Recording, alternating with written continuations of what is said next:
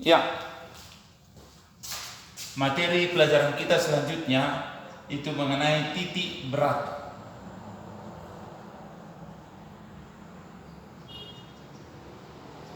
Ini mengenai titik berat. Titik berat itu adalah di mana pusat keseimbangan benda. Titik berat itu menyatakan pusat keseimbangan benda. Jadi untuk ini yang kita lihat di sini, bendanya masih berupa 3 bagian. Yang pertama ada benda titik. Benda berupa titik atau disebut nanti partikel. Nah, jadi kalau di mana pusat keseimbangan itu, maka letaknya itu ditinjau berdasarkan sumbu X dan sumbu Y. Nah, untuk benda titik yang ditinjau adalah massanya. Yang ditinjau itu massa bendanya atau massa partikelnya. Nah, untuk sumbu X-nya berarti X sama dengan X1M1.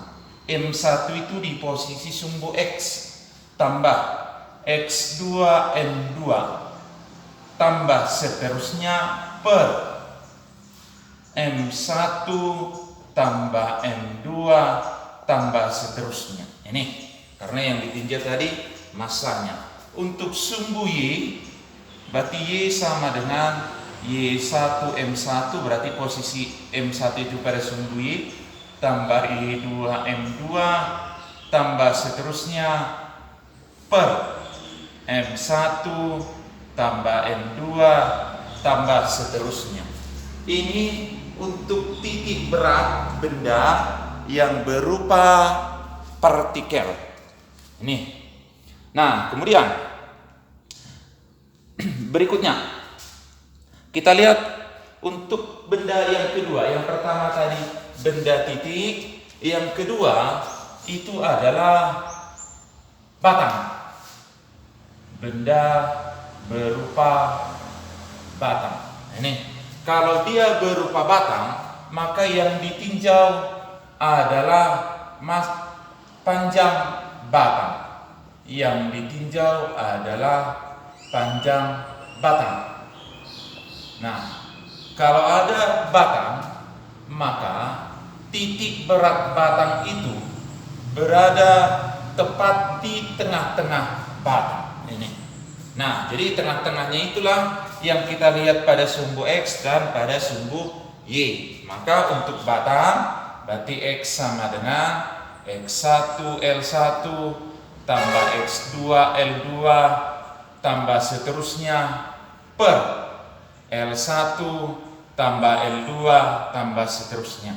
Sementara untuk sumbu Y berarti Y1 L1 tambah Y2 L2 tambah seterusnya per L1 tambah L2 dan seterusnya. Ini kalau titik berat pada batang. Nah, yang ketiga, titik berat pada bidang. Titik berat pada bidang berarti yang ditinjau itu adalah luas bidang. Yang ditinjau itu luas bidang. Maka untuk sumbu X berarti ini X1 A1 tambah X2 A2 tambah seterusnya per A1 tambah A2 tambah seterusnya. Sumbu Y pun begitu, Y1 A1 tambah Y2 A2 tambah seterusnya per A1 tambah A2 tambah seterusnya. Nah, khusus untuk bidang ini, kalau ada bidangnya yang diarsir, maka luasnya itu bertanda positif. Kalau tidak diarsir, berarti bertanda negatif. Kalau semuanya tidak diarsir, berarti semuanya positif. Artinya tanda positif atau negatif ini, kalau ada sebagian bidangnya diarsir, sebagian lagi tidak diarsir. Nah, itu untuk materinya. Yang pertama mengenai titik berat.